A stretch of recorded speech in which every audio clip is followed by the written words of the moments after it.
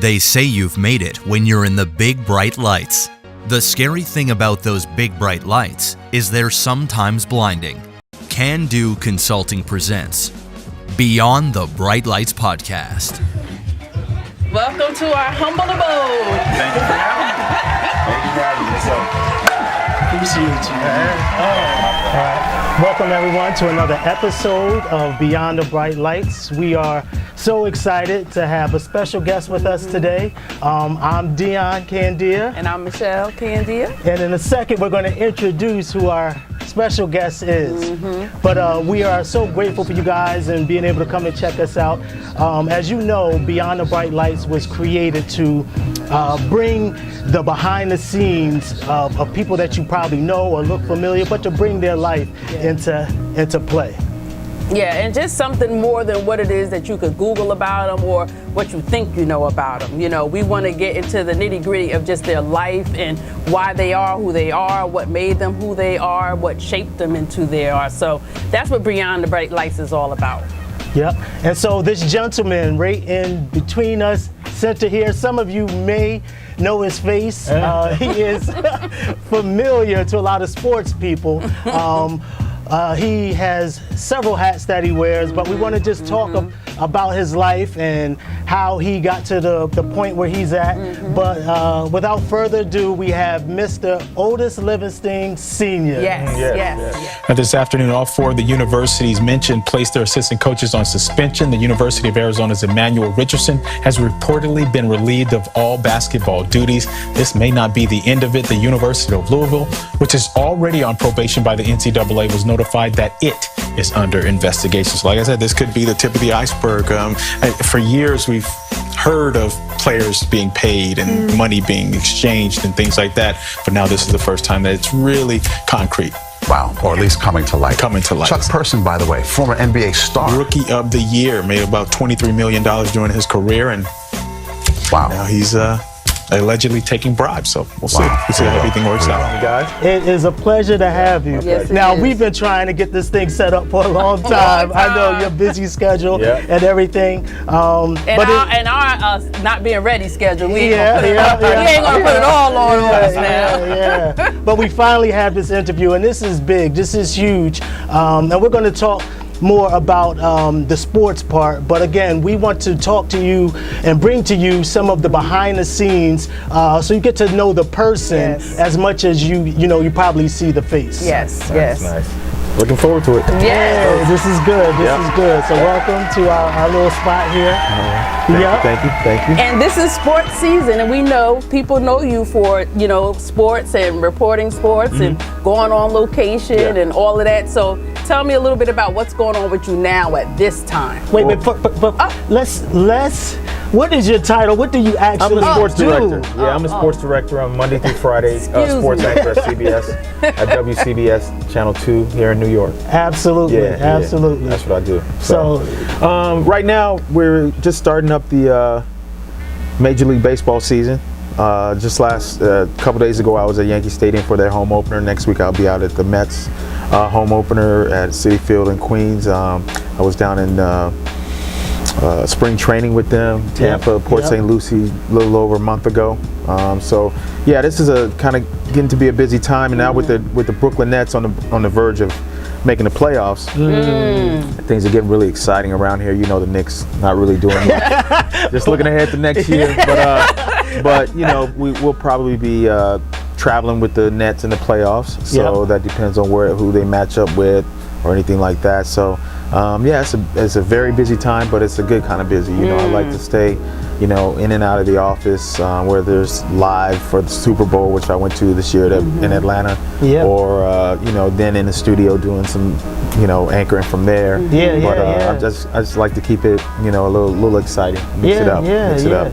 The Super Bowl was really awesome this year in regards that it was in Atlanta, and there was a lot of emphasis on African American. I seen just who they had come out on the field and singing, and just so much was around that. You think that was like that because it was in Atlanta, or is it because of the time and what's going on now? I think it's because of Atlanta, because because a lot of the people that are stars out of there are African American. Yes, and yes. maybe there was a thought into it as well, because of the climate that we're in right now. Yeah. But I think the majority of it was to kind of highlight Atlantans that have made it, that have done big things, and I'm not sure where the Maroon 5 part came in, but it is what it is.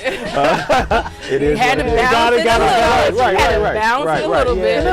And there were some African Americans that turned it down too. Yeah, so yes, that was it part was of the part of it. protest. So that was part of the story too. And we had to cover all of that, not just on the field stuff between the Rams and the Patriots, but also kind of the behind the scenes stuff. Covered all that. Okay, that's awesome. Yeah. So what I want to do now is bring it back. Yes. Okay. Bring it back to your early years as an individual. Now we know that your involvement in sports, all these things about sports, but where did your love from sports start? Where as early as you can remember, how did you get into sports in general? Yeah, well, I mean, I grew up in LA, and it was just, Long way from home. it's I am. So do you like all the This is LA home now, teams? though. No, I like the Lakers, and that's part of the story of how I got started playing basketball and just enjoying, loving the sport was it was and just in the neighborhood. A lot of athletes in the neighborhood, and you just get indoctrinated that way. But the way that I really fell in love with it was the Magic Johnson, Larry Bird that era game in the NCAA championship. And it was great, because I was always small. But Magic Johnson, the way he threw the ball, the way he passed the ball, the way he just commanded your attention and was a leader. Right. I was immediately drawn to it through that tournament when I was watching, because I'd run home to watch that. You know what I mean? He was the talk of the town. He was the talk of the country. Really, And so being small, you got to have some kind of identity out there. You're not going to be the best rebounder, or anything like that. But I could pass the ball, no look passes, stuff like that. And it just came natural after I saw him do it, and I was like trying to imitate him, because a lot of times, and I don't know if kids do this these days. After you watch a game, I go in the driveway or up and down the sidewalk and dribble, and because I'm like, whoa, I gotta get that. I don't know how many kids still do that, but that's the way it was back in those days. So I became proficient in passing the basketball, and people are selfish by nature. So when we were playing pickup games, they would pick me first because they knew I would get them the ball. So you were the true point guard. They wanted the true. Yeah, it's true. So I always was like one of the first ones picked. But if you went out to the playgrounds and watched all the guys just kind of stand around waiting to get picked, you would see all these tall guys. And I'm like the first one, because like I said, people are selfish by nature. They're like, I know he'll get me the ball. Right. I know, you know what I mean? Stuff like that, because I wasn't a great scorer, but I just knew how to. But you found your niche early. That's it. I found it really early, and that's how I fell in love with it. I was just like, wow, this is. I will always have an identity out on the court. I'll have a place. Coaches, as I learned growing up in programs and AAU and all that kind of stuff, coaches love somebody who can be a leader, who can pass the ball, who's a defender, who does all those sort of things. So in other, if I didn't have that kind of skill, where would I be? I'd be on the bench. What I mean? My whole life I was a starter. I was a captain. I was turned out to be MVPs and stuff like that because of that ability to, those things that I just talked about. So I fell in love with the sport very early, and sports in general. We played football, we played baseball, we played all that stuff, but basketball was the one that really, stuck. And as you've seen, it's kind of permeated my family as well. So as far as that goes, but as far as like the broadcasting part that I do now, I was bitten by the bug early too. I knew that this is what I wanted to do. Because I was surrounded by, like I said, the Lakers, the Dodgers, all the football teams and stuff like that, and they always had like these great play-by-play guys. And I was just like, wow. One of my friends just reminded me the other day. He was like, "Do you remember when you used to stick a microphone in my mouth, all the time to ask me questions after our games and stuff?" I was like, "I do remember that, but I knew that that's what I wanted to do, and that's kind of like that's the funny part about the whole thing is that it actually was able to come true. Yeah. You know, hard work, of course, my faith. Absolutely. Being blessed, you know, with opportunities, because it's not always just how talented it is. You are, it's kind of where you are, in you know, what position you're in, That's right. and stuff like that. You gotta obviously have the talent too, but you know, it's been a blessing. Yeah, so you were able to, you knew basketball, you know, was the thing you wanted, but you were able to say, I gotta have other options. Of course. I gotta be able to do and have other qualities, you know, just in case the basketball thing don't work out. But I mean, when you're young, I was like, after I'm finished playing pro, then I'll do that. Not as a if I don't make it. But what happened was, obviously that career kind of ended prematurely or before I thought it would, and I was ready to move on. And this has, you know, been in the moving on process. So you played for, what was it again? Was it Kentucky? Kansas. I knew it was a K. It was K. But you played for them, and you played for them, was it one season or? 1 year. Okay, now what happened that got cut short? So I came out of junior college. I went to junior college first 2 years in California, LA area. And I was a junior college All-American, All-State, all that. So when I got to Kansas, I kind of thought I knew everything. Okay. My head coach was Larry Brown, who has had a lot of run-ins with a lot of, you know, Allen Iverson, you know, a lot of guys like that. So we kind of butted heads, you know, and I didn't realize, you know, when you're young, you don't realize that people are actually looking out for you. You just feel like, oh, he's just picking on me. You don't like me, you know, that kind of thing. So we kind of had, you know, issues in that regard. And then I transferred after that year. You know, I'd been suspended one time, and then I got suspended for the Big 8 tournament. Now the team went on to win the national championship. So I didn't get a ring. Was Manning? Danny Manning was on that. So unfortunately, you know, all that kind of happened, and I wasn't able to take part in, you know, winning the championship and all that kind of stuff. So it kind of, you know, humbled me. It kind of, you know, put things into perspective. But yeah, I was headstrong, and so was he. You know, and it was like. But the crazy part about it is, like, to this day, we're like good friends. Now, you know, it's like sometimes you realize after it's over, you're like, man, I could have really learned a lot from him or gotten a lot out of, you know, that experience. And I did get a lot. I met some great people. I played in some great games and all that kind of stuff. So I was able to play in the high major Division I. So that was kind of a, you know, I could do that. But yeah, he's a good man. At the time, like I said, I didn't realize. He was just trying to get the best out of me. You know, 'cause like I said, I knew I could play. I knew what I was doing. You know, that kind of thing. And with him, it was kind of like his way or the highway type thing. And so it was a highway at the end. You know? But we talk about those experiences and how they help you. You know what I'm saying? And I'm sure, because of that experiences, when you had your own kids, you weren't going to allow them to be a certain way, and you were going to bring that understanding that you didn't have at that point to them and let them know.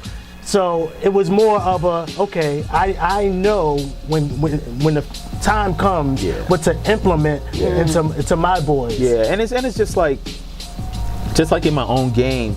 You know, I wasn't great going to my left. I wasn't, you know, all this kind of stuff. So I was going to implement that into them. Also, the off the field, off the court type things. Also, just how you deal with, you know, coaches and just, you know, and I was blessed too that my oldest son is really like a coach's dream as far as following directions. Oh, absolutely. As far as being that coach on the court. I was like, well, why do we have to do that? You know, question everything. Whereas it was like, I was blessed, like I said, that he was a different type of person. And I always knew that he was going to be different than me in that regard. And as far as playing the game, I had some things that I wanted him to be able to do at a high level and stuff like that, because you had to, because you're small, that kind of thing. But you know, so I didn't have to worry about telling him that much as far as how to deal with coaches and stuff. But Marcellus is a different story. He's a free spirit. Yes, he is. You gotta love that about him. Yes, He's you do, because individual, there's he's strengths in independent. that too. Of course, But at the same time, he's a great athlete. And he's a great kid too, though. He just has his ways, you know. So he was more like me a little bit, but but yeah, it's pretty amazing too. When I was thinking about coming here today, and I knew we'd talk about family, just kind of how different all 5 of them. Same mother, same father, same environment, same everything. And just, I mean, all the way down to their hair is different. Every one of them has different kind of hair, you know, but their personalities are different, you know. But you're right. As far as my setbacks and my successes too, I wanted to make sure that I, and my wife too, that we, you know, sprinkle that with like that, you know, whether it's the ups or the downs, you know, because there's learning in all of that. Absolutely. You know? I definitely share with my kids kind of the setbacks that I had. You know, and that's so important. Now, do all of them have the sports bug? Did all, even, you know, now you had 3.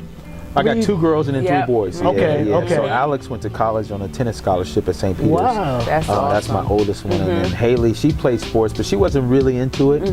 More of a student and stuff. She graduated from Rutgers, and now she's going to graduate school for speech pathology. Oh, wonderful. And then Otis just finished up his senior year. And Marcellus, sophomore. And then Marquise, the youngest one, he's just smart. I don't mess with him as far as sports goes. He liked sports at an earlier age, but he never really just got into it. Like I said, when he's coming home with those great grades, I don't have nothing to say. At the end of the day. At the end of the day. Oh yeah. It's a beautiful thing, you know. And he's into music. He's into, you know, he's going to the magnet school. And all that stuff. So man, it's truly been a blessing, you know, and just kind of. Just really proud of them. Not just, you know, sort of the things that we've instilled in them, but just the things that they've learned along the way, and the way they've dealt with certain situations themselves. So yeah, it's been great. Now, when we talked about your love of sports and how you got started, tell me a little bit about your household. How was your household? How was your neighborhood? How was, like when I was growing up? Yeah, when you were growing up. My mother and my father got divorced when I was 4. Okay. So we moved from Orlando, Florida, where I was born, to LA. Okay. And my aunt and her 2 children, a boy and a girl, were already out there. Okay. So it was kind of like it was like the Wayward West, you know, like the better life, you know, that kind of thing, you know. And so my cousin and I, we grew up playing sports together. He's a year older than I am, and we just love, you know, all sports. So we play from sun up to sundown, you know, during the summer. You know, that's my mom knew where we were. We were down at the park. You know, every day we weren't sitting up, you know, because of course we didn't have the technology. So we had to be out. And you better go outside. What you doing in this house? And my mom drove a bus. Okay. So she wasn't always home, you know, that kind of thing. So my sister and I were like, you know, latchkey kids for amount of time where we'd come home, cook our, you know, that kind of stuff, whatever, you know. And my sister was an athlete too. She played basketball. Okay. Now is she older or younger? Yeah, she's 2 years older than I am. You know, but we just love sports, you know, and it was definitely something that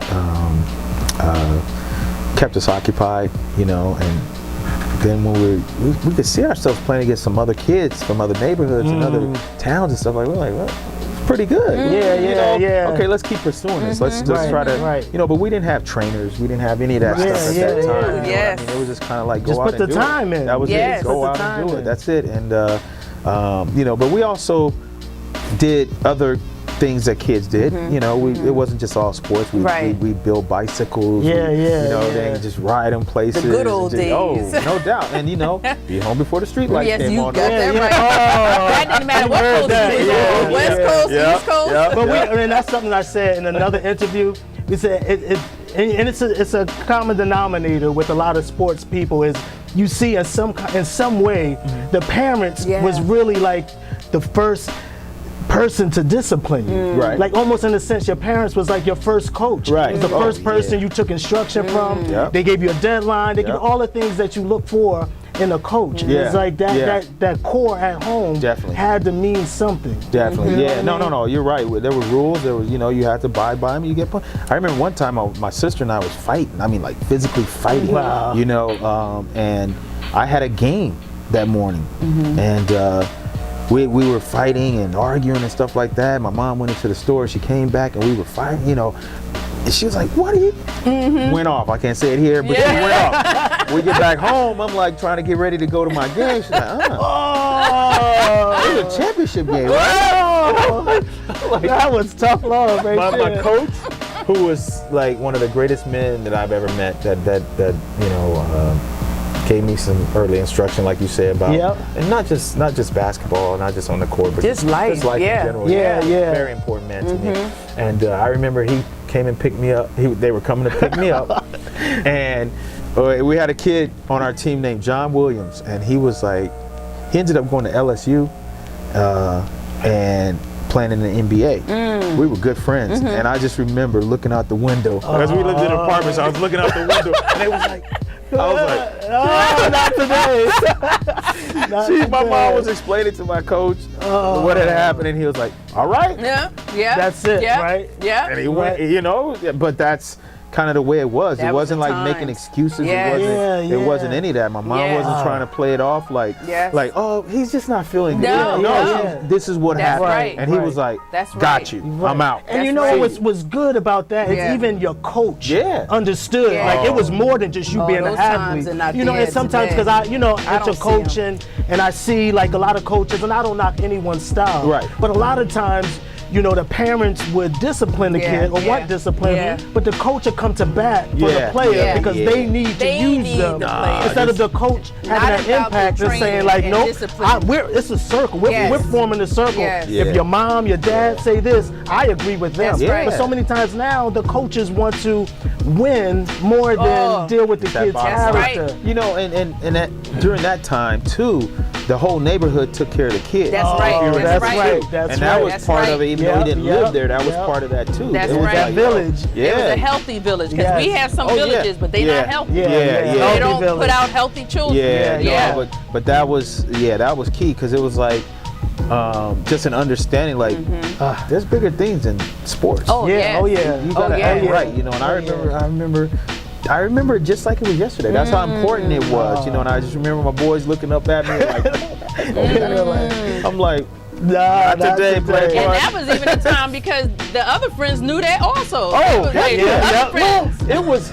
Remember in school, like the teachers would discipline. Yes. That's another type of Don't let your discipline. mom come up. That's to you, 'cause right. then That's it's right. Double trouble. That's right. Both That's ways. right. Yeah, I remember a couple times I was coming in the room and like, everybody knew. But you're right, it wasn't like, and then it wasn't like any teasing. No. Yeah, They could get, it could be them. Exactly. Yeah. That's right. That's right. But, That's right. Yeah, but I definitely remember that experience, just kind of teaching me, like I said, that man, there's bigger things in life than just sports and getting what you want. Yep. There's discipline, there's consequences and punishments. I just remember sitting there, and there was no phones, like cell phones, as far as like updates. No. We're losing by 10. Oh yeah. So I'm sitting there like, what happened? I really messed up. That would cost my team, and I didn't even have to do that. But So Did y'all end up winning? The team? No, we lost. Oh! Because they didn't have someone to pass it to them. There you go. That's probably still salty. They're like, if my man was here, that would have been a different story. Point guard, where is he? Yeah, it was crazy, but it Yeah. definitely taught me a lesson. You know, I'm not saying that I never messed up again, but at that time it was like, you know what? But it stuck with you. Yeah, It stuck with you. definitely. Yeah. So we're gonna fast forward a little bit because I got a funny story that I wanted to actually share because. Hold that for one second. Hold that, because he's had that story. He's been wanting to tell it. Okay. But I just want to back up a little bit because I want to talk about the fact that your father, when you moved away, how did that impact you, and what type of a relationship did you have? Because again, you didn't have cell phones, so it wasn't So how did it affect me? As far as I've ever known, I didn't have one. Okay. There was no father around because, like I said, we left at 4. What do you remember at 4? Right, you know what I mean? right. So, and then again, having my aunt and her 2 kids out there, that was a situation. Right. Wow. Right. There was no father there all Right, the time. right. With that, in that household, and we were like one unit. You know what I mean? In fact, when we lived in apartments together, I think there might have been, out of the 8 units, 1 father. Wow. So it was Wow. it was just natural. Yeah. Or it was nothing out of the It was ordinary. the norm. It was what you like, knew is yeah, the norm. exactly. You can't miss what you didn't have. Right, Exactly, right, exactly. right. Because I But- was just wondering if your dad stayed in contact. We stayed in contact, but I didn't see him a whole lot. Okay.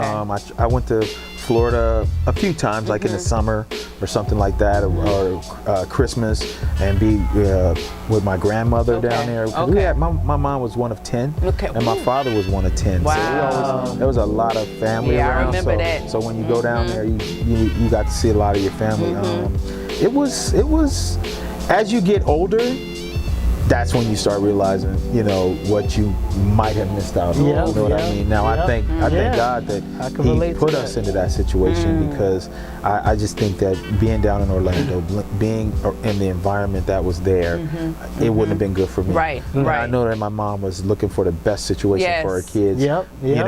And herself. She went on and got college degrees, stuff like that, out in Los Angeles. Okay, So good. it just wasn't a great environment to be in. Now I have to sit back and wonder, okay, would I still have been as driven as I was, or would I have done, or would I have taken another? Yeah. My cousin and I talk about that a lot, because we were like the men of the house, and stuff like that. So we had to grow up pretty fast. Yep. But how that would have changed the course of our lives? Would we have been as motivated in athletics, which actually took us very far? Right, You right. know, just some of the things that we went through, would that have impacted it? Just Yeah. being down there, because Yeah. he was from there too. We were all born down there. Yeah, Except for my youngest cousin, the girl.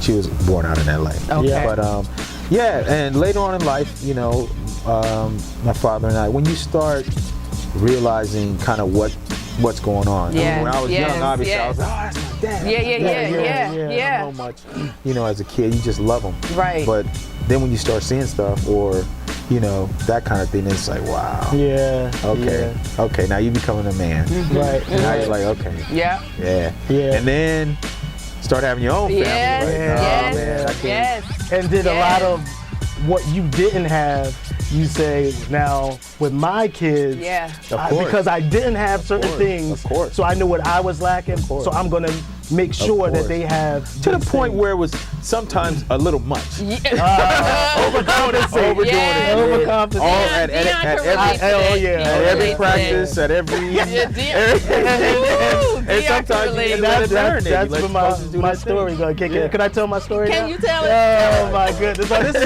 this is my story, All right? So I didn't know who you were, and I'm at Linden High School. I'm a Linden educator. Yep. So I'm at a game. Yep. And then I just know that this is the beginning of the season, and we're watching basketball. And basketball is huge, as Yep. you know, in Yep. Linden. Yep. Very good, successful Yep. basketball program. Yep. So, but I get wind of it. They got this new guard. He transferred in. He's awesome. You know what I'm Yep. saying? So I'm checking him out, and he was the truth. Yeah. You know, the kid was light skinned, had a little afro and everything, and he's doing his thing. Very So then I'm in the Yeah. crowd, and a few seats down, I see this guy. Dark skinned guy with a bald head, and he's almost like instructing this kid. Now I'm not knowing what the connection is, because I'm like, he's dark, this kid is light skinned. What's the connection? Yeah. But the whole thing was, it was like you said certain things. He didn't not focus on his game, but it was just like almost like you could see it was a connection with Right. him Right. on the court, and you Right. saying certain things. Right. So I'm just like, is he an AAU coach? Is he something? Because the kid would like turn it up some a little bit when you said certain Yeah, things. yeah. And I mean, it was like, and I was like, wow. So later on, I found out Yeah. that was your son. Right, right. That was, He that didn't was think Junior. that was your son. No. It was this dark skinned, Right. bald-headed man. So that was my first introduction right, to right, you. I right, didn't know that, right. what you did with Right. CBS or anything. Right. But what struck me was there was a connection. The Yeah. You know what I'm saying? There was a Yeah. connection of how, you were passionate Right. about your son's play, Right. and that you were active, Right. and it seemed like your presence did something to his game. Right. You know what I'm saying? So it was Yeah. like, it wasn't like one of these things where it was your first time at a game or Yeah, whatever. It was yeah. like he knew when he heard a Right. certain voice, and you knew when you heard certain things that you just like, you commanded a little more out of him. Yeah. You know what I'm saying? Yeah. So how does that whole thing work with being, you know, the dad and seeing your kid and pushing them? Talk a little bit about that. How whole do you know thing. the balance? That- Well, right. sometimes I don't know. Let's be honest. I was going to say My wife was here right now. She would say the balance is not in balance. But you know, there was a lot, and it had to do with my youth, knowing that as a smaller guard, there's going to be criticisms. There's going to be people trying to overlook him. There's going to be people that you know, going to put his game down, that prefer someone else who's taller, even though you kicking his butt. All that kind of stuff. So I've always tried to tell them that every time you step on the court, whether it's at the PAL, at the rec, Right, wherever it is, right. you got to be on top of the top of your game. You know, Yes. and like I said, sometimes I overdo it. I'm not gonna lie. Right. I know that. I'm very passionate about it. Oh, absolutely. And I think to their detriment sometimes, and that's what I was saying about going to all their practices and going, because I had the time. Yeah. I mean, I was blessed that I worked on. I was at Channel 4 when my kids were really starting to go through sports. So I worked there, and I was on the morning show. So I was done like at 10 o'clock in the morning. okay. Yes. So I go home, get a couple hours. My wife didn't work, and so I get a few hours of sleep, and I get up. I'm ready to go. I got all time. I'm ready. You know. So when they come home, they have practice. I'm taking them. I'm sitting in the stands with this and that. Yeah. And like I said, sometimes I think if I had to do it over again, and I don't have any regrets, I can't say that. Right. But I would curtail that a little bit. You know what I mean? And let them kind of find their way a little bit. Let and them. But I just knew that just kind of the hurdles that they would have to jump over, and some of the things, like I said, that people would have against them. So it was definitely a balancing act, and it has gone throughout. I mean, talking to them after games or you know, before a game, kind of like getting a scouting report. Hey, what do you think about this guy? You know, that kind of stuff. And I think it's helped, and I think it's hurt too. You know, I think you're right. You have to find that balance. Have they had conversations with you after certain games, or, you know, did y'all have that type of dialogue with you, like, Dad, you know? Oh it was yeah, heck yeah. You know, we had great conversations too. We had a lot of different things. Like I said, if my wife was here right now, she'd be rolling her eyes, I or sitting really. I understand. I understand.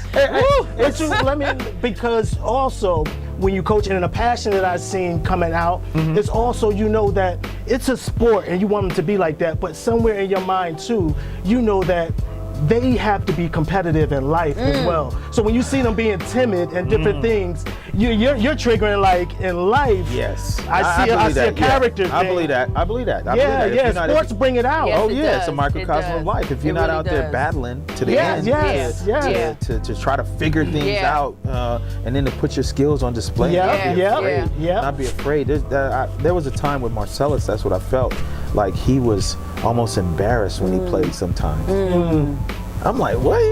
You've trained for this. Built for it. But you can't disregard their feelings. Yes, you know what I you mean? cannot. So, but all you try to do is instill confidence, more confidence. You've done this before, Yes, man. right. Nah, you can go do that. You know what I mean? Come on, let's do it. That's why he was really a late bloomer, because he never really like attacked it to the point where, like, you could count on him to get you 20 or to get you 15 and 10, whatever.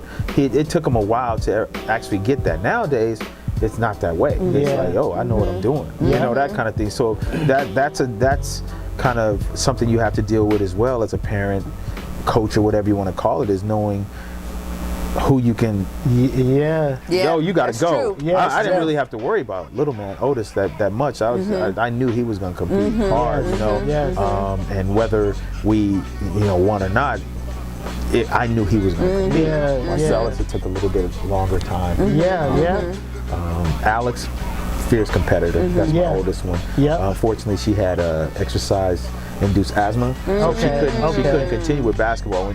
She went to Columbia. Okay. So when we were living in South Orange, so she went to Columbia High School. Okay. And her 9th grade year, she was varsity basketball, and she was offensive and defensive player of the year as a 9th grader over there. Wow. And she also was the first singles player on the tennis team. Okay. But because of her asthma, she had to quit basketball. Right. Yeah. But she continued with tennis and was able to get a scholarship to St. Peter's. But she was a fierce competitor. You know, I didn't have to worry about her. It sounds either. like it, because when one thing stopped her, she went to something kept else. going. Yeah. She kept going. In tennis. So it's a balance. It just is, you know, and you got to know which ones you can push, which ones you can kind of coddle, ones you know. Yes, you do. You mix that up, it can be bad. Yes, you know? yes, it is. You know, because you grabbing one like this, and that's the one that you should be coddling a little bit. right, exactly. And now he's going to mom saying, "Dad, Right. Well, he didn't have to go. She was right there. She knew. It's been like I said, then that goes back to the whole, you know, all 5 of them are different. You know, in so many different ways, you know. Absolutely. And you got to kind of respect what they are, who they are, and what their plans are. And really, as parents, what is our role, really? When you think about it as parents, what is our role? Our role is to protect them, is to feed them, to nurture them, but to really cultivate an environment where they can grow in. You know, sometimes you have parents that want them to grow a certain way, and that's not our job. Our job is to have an environment of where whatever their skills, whatever their strengths, whatever their gifts are, can come out of them. That's what our role is. True. And then encourage them and be behind them, even if it's not what you want for them. Right. You know? And there was difficulty in that too, because you want them that way. You want them this way. You just follow my directions. This is how it's going to end up. We're going to be good. We're going to be good. Well, why are you doing this? You know, that kind of thing. It's hard. I mean, and the crazy part about it is like you get one chance at it. You know what I mean? There's no blueprint. There's no, it's not. You know, and I heard that early in life. You know that there's no blueprint how to raise children. You know, you can watch someone else do it a certain way, try to emulate it. And it's totally different because there's different personalities with the kids and your personality. So that's right. I think our ultimate goal is just to love them as much as we can. Try to help them as much as we can. That's the number We're one. gonna make mistakes. That's the number one. I've been forgiven a lot of times by my kids. You know, and that's humble. It is. You gotta ask them for forgiveness. Like, but at least you do it. And you acknowledge. Let's not even rush past that. At least you do it, because listen, I came up in the era where apologize. Right. Even if they were wrong, you just better listen and move on. And they know they were wrong. They might come along and give you some candy, might do something, but to actually hear, you know what, I'm sorry, you know what, Dad messed up or whatever. It wasn't that timing. But nowadays we find ourselves where if we said something wrong or we did something wrong or we were a little harsh, we coming back and we are apologizing. It's like, look, we didn't come up with this. We did not come up with this. It was a whole nother just shut up and do what I say. They ain't had time for all of that stuff back then. You know what I'm saying? So, but we see now too also that people say, well, the way we were raised was fine. We turned out okay. Well, who said you were okay? Who are you measuring yourself by? You know, but I think it's a balance. Like the discipline, the structure, and all that was good, but I think the listening was a little different. Because I feel like we really pay attention and listen to our kids. Because I know I came up with the whole, do as I say, go sit down, don't be in grown folk business, and, you know, all that type of thing. And today with our men are grown, but we just had a whole different thing. Well, how are you feeling about it? We still had the final say, but we wanted to hear what it was they were thinking, hear what they were feeling. It wasn't just shut down their emotions. You know what I'm saying? And there was a generation too where there wasn't a whole lot of I love you, you know, that kind of thing too, you know. But I think that's one thing that I definitely, you know, and my youngest Kiki, Marquise, he's got this thing every day. Like the last time he sees you, he said, I love you. That's awesome. That's great. You know what I mean? Like just awesome. in case. That's awesome. You know, and I mean really I mean to the point where I'm dropping him off if he says that and then I say something different, like, hey, don't forget this, and he's like, all right, love you, and he makes sure he says it again. Acknowledge So it. The last thing That's wonderful. is, you know what I mean? The Yes. last thing he says. So that's been and there's been times where he got out the car and I pull up alongside him, roll down the window, love you. Yeah. Love you too, you know what I mean? But that's kind of. Is and that again, the time after a tough talk or something? like that maybe it just sometimes? slips his mind because he's late for the bus. Right. Every 3-4 days. But you know, and speaking of that, it's like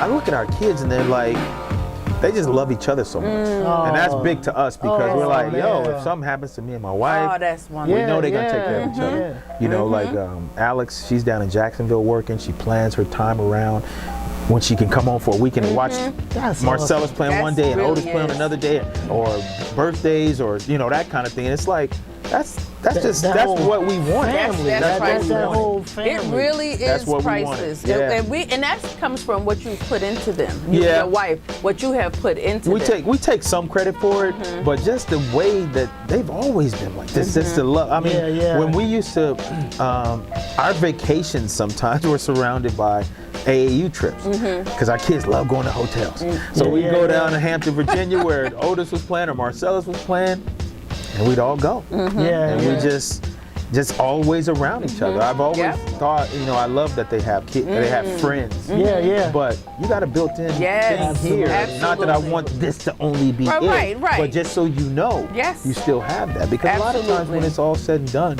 that's all you have. Yeah. Really, you know what I mean? Especially when the times get tough sometimes, that's all you got to fall back on is your family. And it's good if you like them. You know, exactly. Exactly. But Cause, that's but that's going back to that love thing. Yes, you know, yes, it is. We've been Yes, it we've been is. blessed that way that Yes, it they is. love to, and they still love to do stuff with us. Yeah. Yep. Oh, that's Just That never is know. an absolute blessing. So Yeah. we so love it because your oldest daughter is how old? 27. Just 27. turned 27. Okay. Yeah, that's the okay. one. She's in Jacksonville. She's in the business. She's a news anchor as well. So, Wonderful. But like I said, she's planning her time about when she can come home and things like that. And yeah. That's good. That's stuff. awesome That's because good stuff. we only have two sons, but Travis is 29 and Keon is 24, and we still, like when the movie Us came out, okay, what's everybody's schedule? Because we want to try to go that see family. together, and how about this? Keon's coming home for spring break. We're going to take a day off. We're going to go to the city, and we all do it. We all do it. Beautiful thing. And I sit back and I always tell Dan, I just look at them and I smile sometimes, and it's like they don't know you're looking or whatever, and I just sit there and I just kind of tuck it away. I said, because this is not going to be forever. Right. You know what I'm saying? And the goal isn't for it to be because they go off and they do their own things. But I tell you, when we have those times, there's nothing like it. There's nothing. Like and they are the best friends. You know, Keon and Travis like 5.5 years apart. But they are best friends. It's a You beautiful know, thing. and they learn from each other. And times when mom and dad wasn't the instructor, Travis would kick in and he would talk to his brother and say this, and that, because it's a different bond. Of course. You know what I'm saying? Wow. It's a different bond. It's a beautiful thing, though. I mean, because they, like I was saying, if something were to happen to us, we know they take care of each That's right. other. And that's important. And I remember seeing you at the Oakland Raider game. Oh yeah, Jets game, you guys up there, as a family. That's a beautiful thing. Yes, it is. We love it. We love it. do Those it things together. are they mean so much. You know what I'm saying? And that's the thing with our whole theme beyond the bright lights. Is like people don't understand. They like a lot of times as a society we like to look at the final picture. Yes, You know what I'm saying? But there's a lot of things that go behind in the between scenes. that people don't understand. Because sometimes people will say, well, your boys are good, or you guys You're have lucky. a relationship. You're lucky. Or you're lucky. And we're just like, listen, you don't know how many, like we made a You lot don't of know how much sacrifices. prayer course. we And how even much now, prayer we've had we over. give up a lot of things, you know what I'm course. saying? Because we have a vision. And then when you have that vision, you have to, it's a lot of work that people are not gonna know. Sleepless nights, things happen to your kids. Right. It's a lot of things that go into it. Yeah. You know what I'm saying? And then you can do everything right and your kids can still Make go their own left. decisions. And sometimes they make those their own decisions decisions. and you're just like, man, I hope, I pray. You know what I'm saying? And that has a lot to do with it. course. But I want to talk too about that, your faith too. Yeah. You know what I'm saying? Yeah. Because a lot of times, like we're saying, it's things that no matter what we do, you know what I'm saying, our kids can go left. Yeah. You know, but how has your faith played into you know your household, whole your role, your having family. something to do with your family being called. Well, I mean, that's what we rely on. You know, we know that instruments. We're not. Yeah, You know what I mean? Yeah. Come That's on now. just what it is. Talk you know? about it. We have a faith, and every morning I send them in our text. I send them something, our devotion for the day and stuff like that, and pray and stuff like that, and look to Him for guidance. That's right. And when you have big situation going on, pray. That's Yes. right. Hold on. That's right. Yes. Bless you. You know. Anything else? Call mom and dad. You know, Yeah. we're here for you. That's right. To try to give you the best advice that we can. And we may not have ever been in that situation, but we'll give you the best advice that we can to help you get through it. But no, it's very strong. It's and when you slacking, you know what happens. Yep, that's you right. gotta stay strong with that. That's right. and, It's true. So that's very, very Yes. important in our family, and that came from a young age. Yeah. Growing up with in the church kind of thing. So that's a big part. unwavering. Yeah, Yes. it really is You know. in it. And that's what I was saying when Deanna was talking, that's what we talk about when people say you're lucky.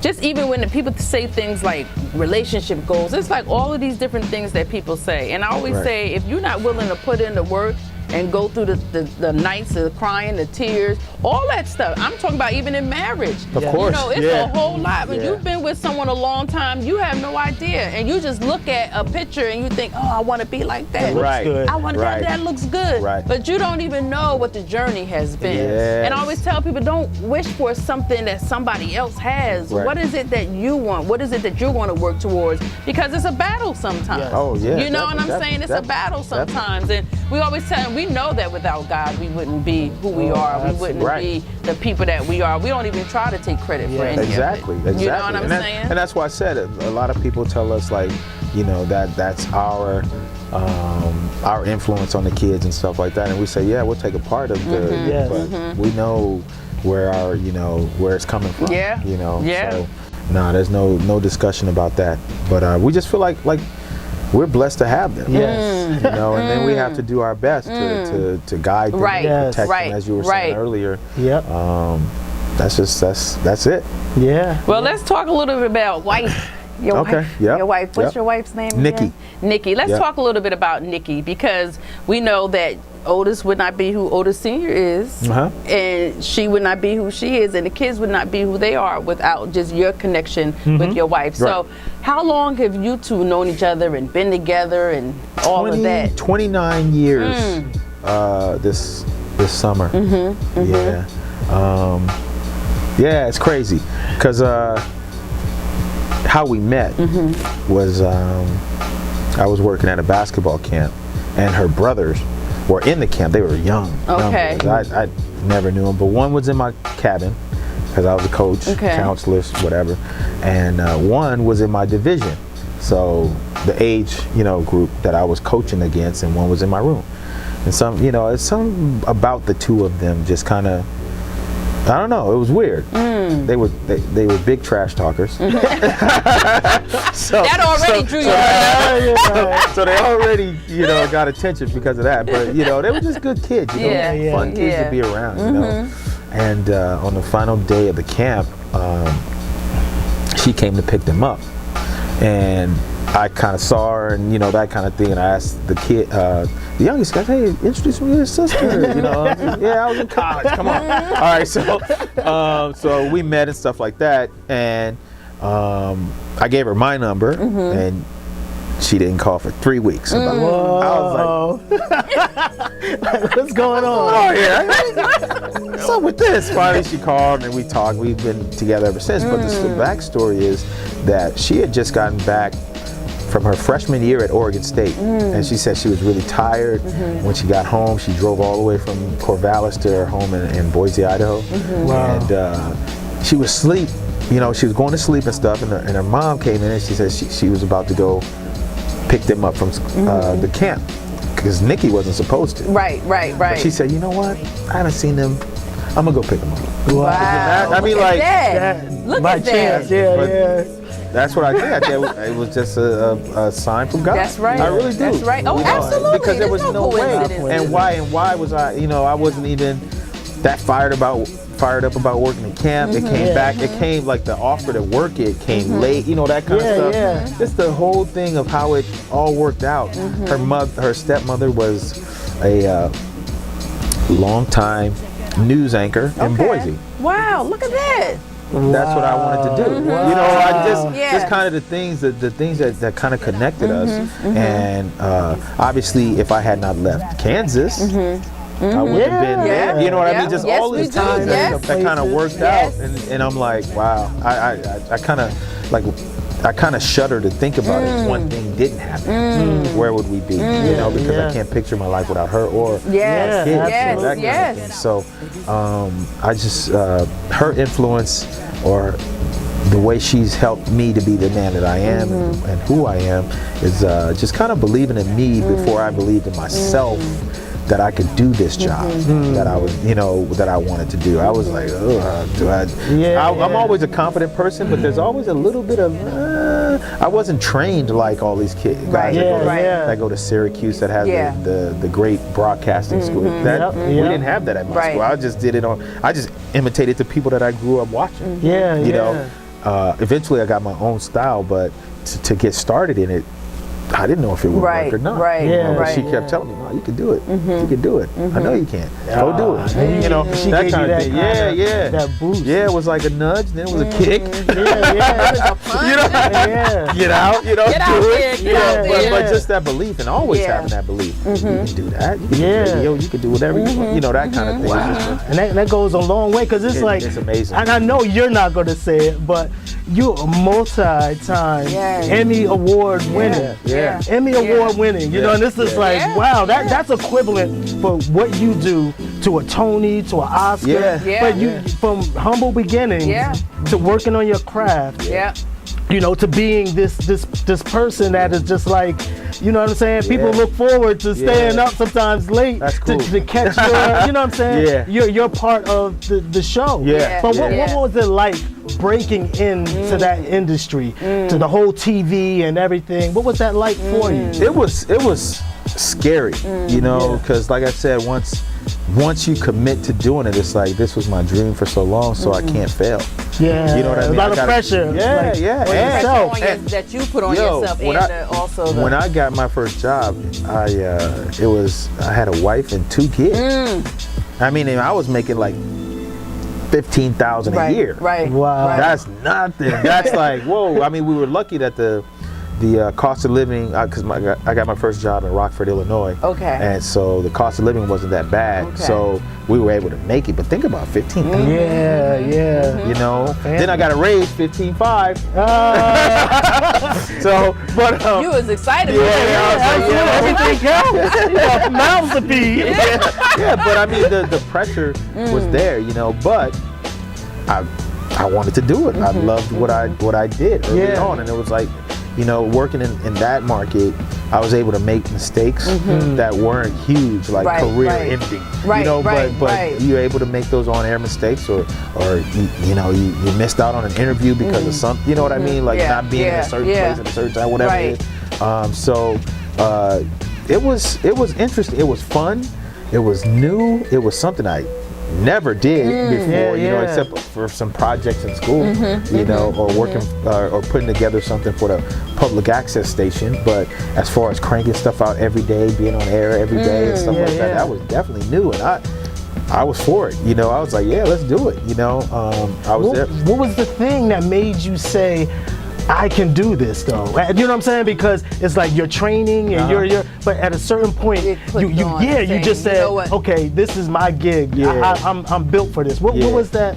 Well, Colin has found me. That's exactly what like I said, coming up, that was it. That's what I was gonna do. And I was focused on that, basketball, that college, you know, all that kind of stuff. But when I first, it kind of hit me was when I was in college and we were working on projects and stuff like that, and because we didn't have a great program for teaching how to sit, how to do this, how to all that kind of stuff, we were mainly shooting, audio, editing, producing, stuff like that. So it was all behind the scenes. Right, Yeah, But every time we had a project, I would volunteer to be the talent. Yeah, Because that's what I wanted to do. So that was my way of kind of, fake it till you make it, or get comfortable. Right. So once I did that, I felt like, okay, I can do that. Yeah, this feels good. I can memorize stuff. I can do, and you try to be as personable as you can. But I put together a show with another guy who was in the broadcast curriculum as well. He's a good friend of mine, and he was a director.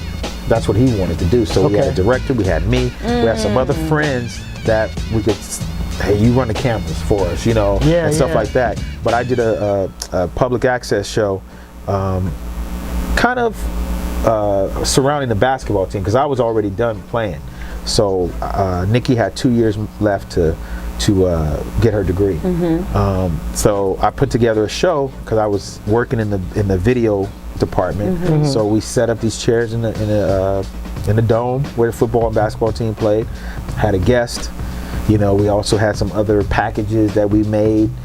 So we made this half-hour show, and it's called One-on-One with Otis Livingston. Wow. And once I put that together, and a lot of people gave us compliments on it, on not just the direction part, but right. all that stuff. Yeah. And I was like, you know what, I can do this. Ready. You know what I mean? Yeah. But it was behind the scenes. It was that extra stuff, that extra grind to get it done, because now I have something that I can show a station or somebody else of my work, not just something, because we didn't do that in our programs. We didn't have that. Right. So we took the initiative to kind of do it ourselves. We had the access to the stadium. We had access to the equipment.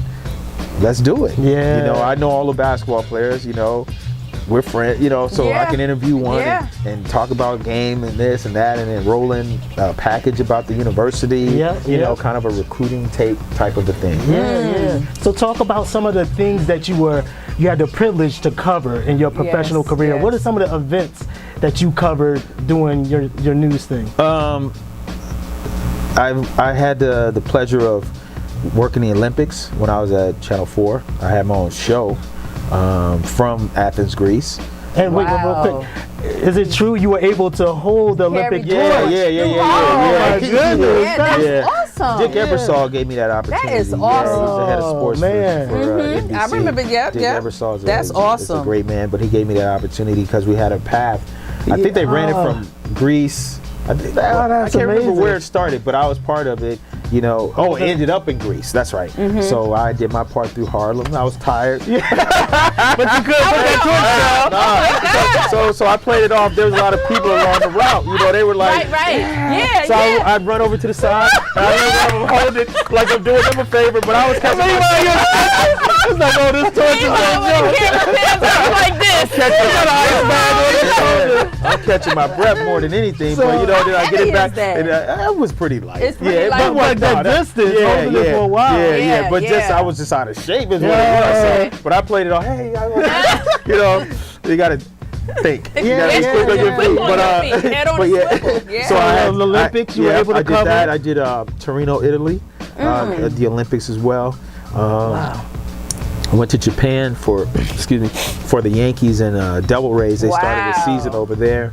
I covered Super Bowls. I've covered, World Series, Stanley Cup. When I was at Channel 4, I covered the Triple Crown, horse racing and stuff. So I've had the pleasure and the honor of doing a lot of different things. And so, sometimes when you're doing it, you're doing it. That's your job. Right. Sometimes you step back and say, wow, that's really neat to have done that. You know, I've always wanted to get back home. But obviously I soak up the atmosphere and the experiences that I've had. Now tell me, when just you starting out and just coming till today, did you have any challenges from you being an African American man breaking into this field? I don't think so. Because you never sometimes, know. but sometimes, people can say, that is, and we deal with reality that it is, but is that always the case? So in your case, it wasn't. It was something that was like a stumbling block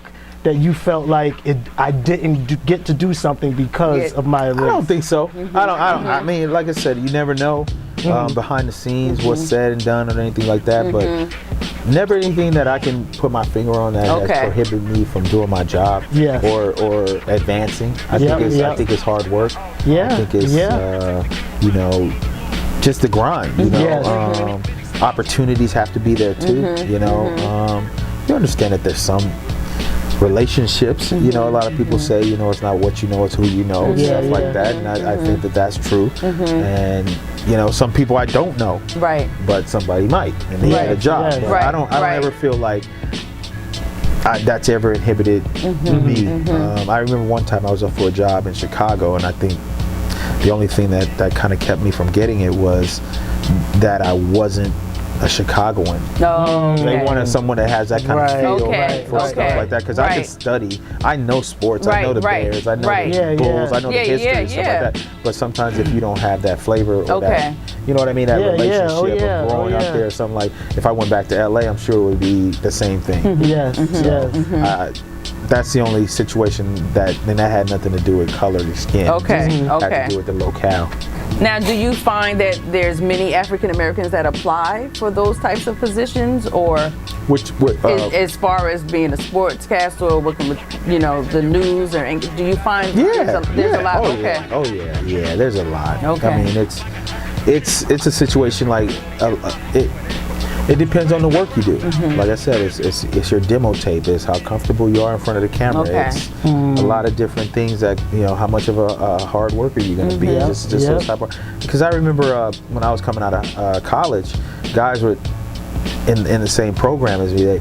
I'm not going to take a job any lower than market 66.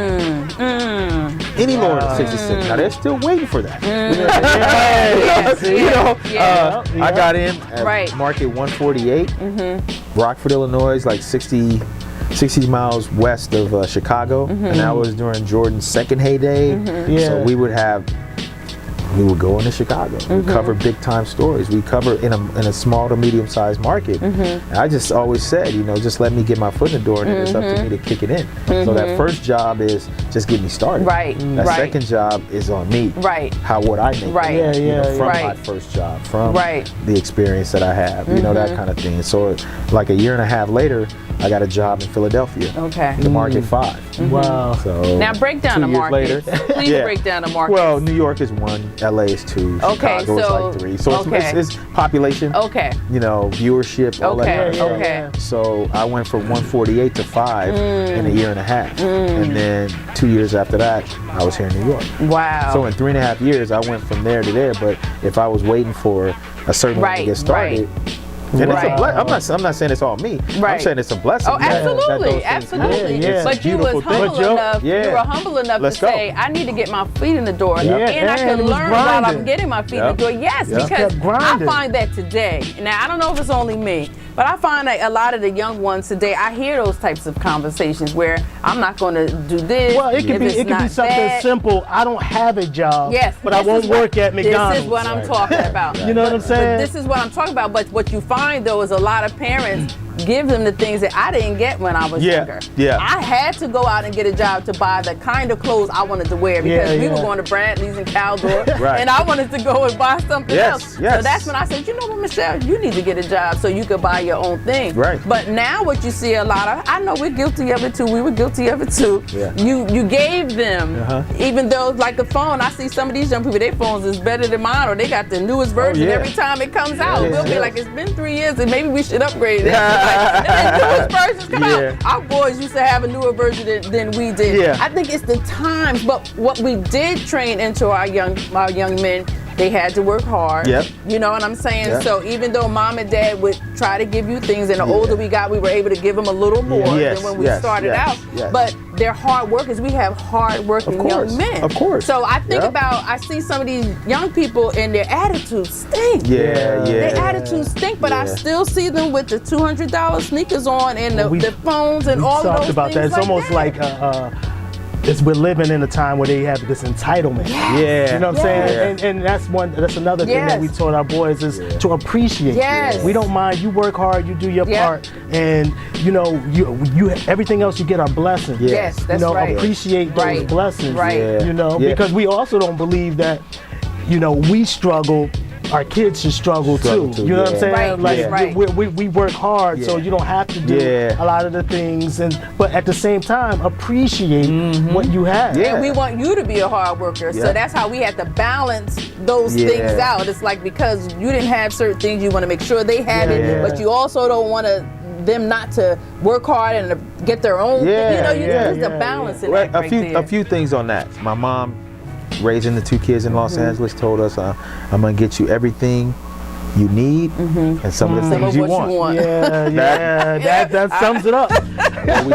We tell our kids, meet us halfway. Yes. That means, you know, like even if you're not working, you know, you got to get those academics. Yes, absolutely. That's the thing. That's what we said. Right. That's right. And it included athletics. You know, we've been blessed, like I said, to have 3 out of our 5 kids that were on scholarship. Yes, that helps. That saved money in your pocket. A lot. And then you got the other 2 who we knew were students, and they were doing their thing. Meet us halfway. You know, that's the thing. And also, we want our kids to not struggle. No. Yes. That's the part of that protection part. We want them to have better than we, you know, but to a certain extent, to where they're grateful for it, to where they appreciate that, and act appreciative of it. That's right. Not expecting those things like the iPhone 10 XR, whatever, you know, or whatever, but it's a two-way street. Yes. We need your help along the way too.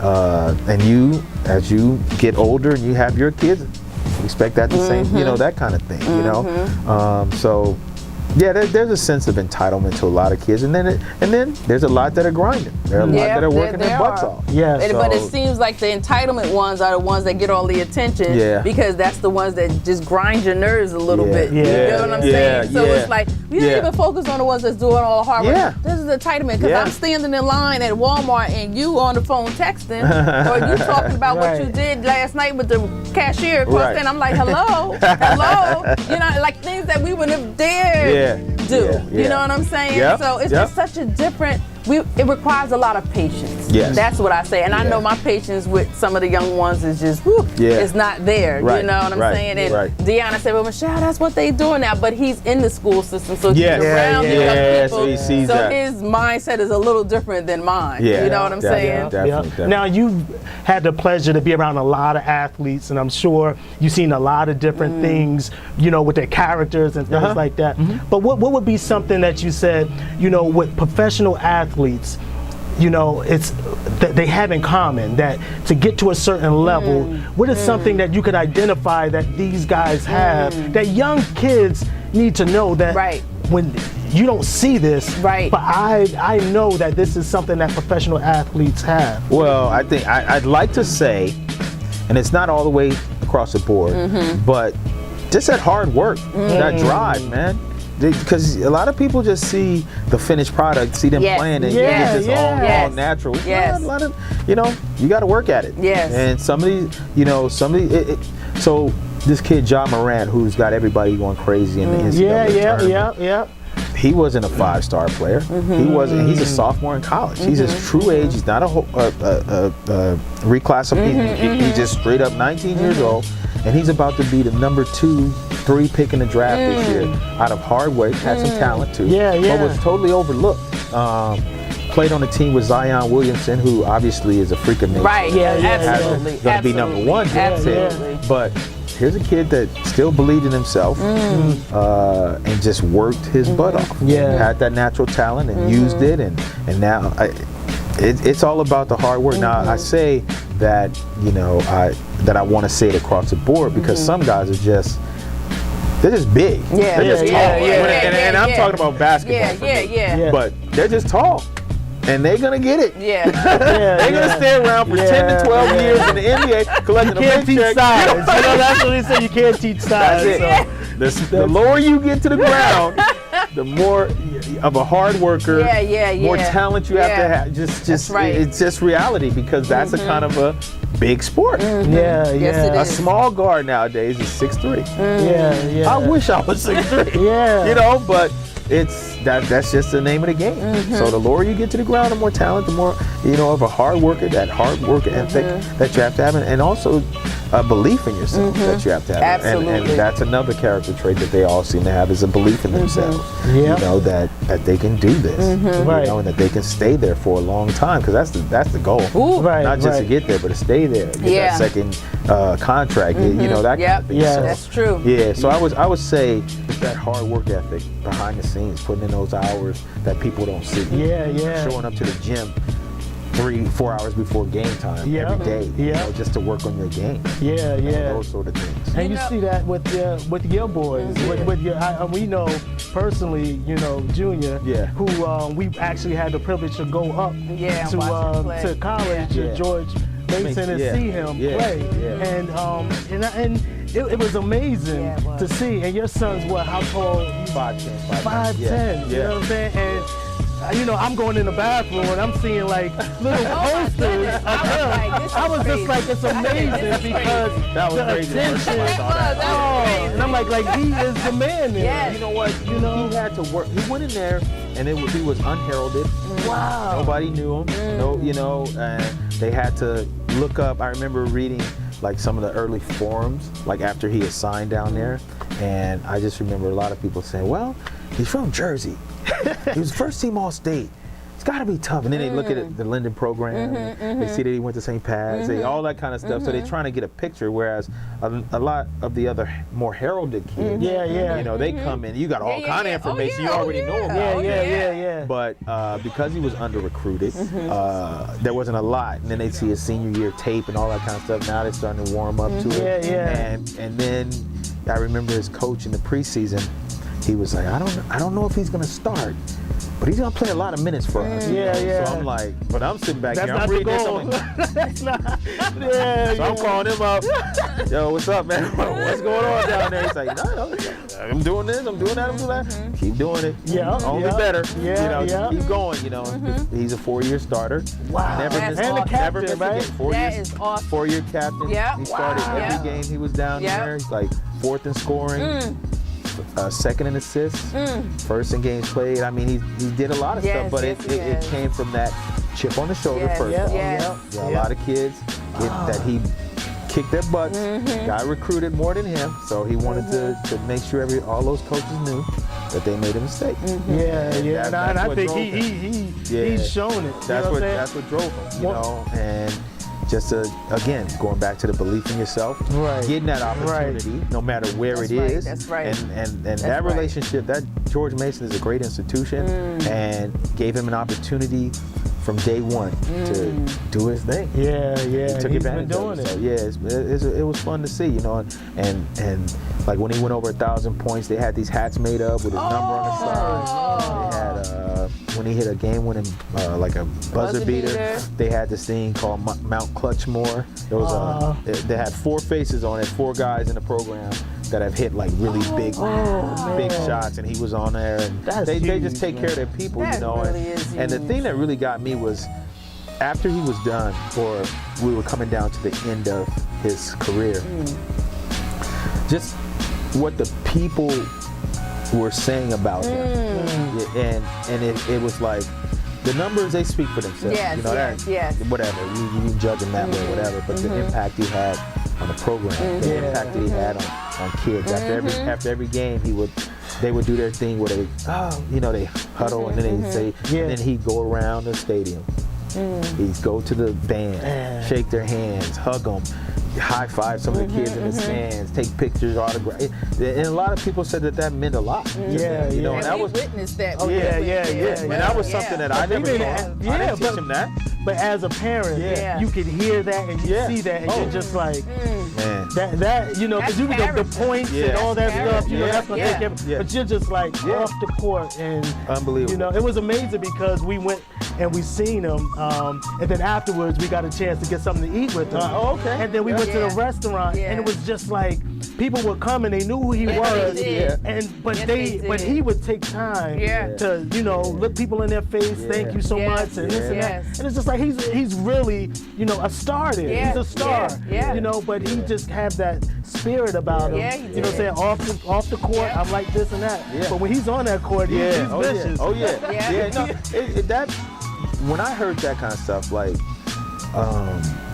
My wife and I, we cried. Yeah, Because it's more than just sports. It's like what type of kid, because you never know what's going to happen when you send your kid away. That's right. You know, I said something on Facebook like, we're blessed that he fell into that situation, that it worked out like that. But that's not something that we taught him to do or told him to do to get brownie points. That's just him, you know, and that made us just as proud, if not prouder, than, like I said, the numbers and where he ranks and all that kind of stuff. It's really he has that kind of impact. Because you've seen players that have all the talent in the world and their attitudes suck. Their attitudes suck. And it's like they've been handed everything all throughout AAU or Pop Warner or whatever it is. People have been telling them they're great, and then when they get to that arena, they got this whole attitude about them. And it's just like there's someone great on your heels. Yeah. You get what I'm saying? That's the only one. There's always someone great on your heels. So I think that your character and your integrity of who you are as a person, that's going to carry you further. You know what I'm saying? Along with the talent.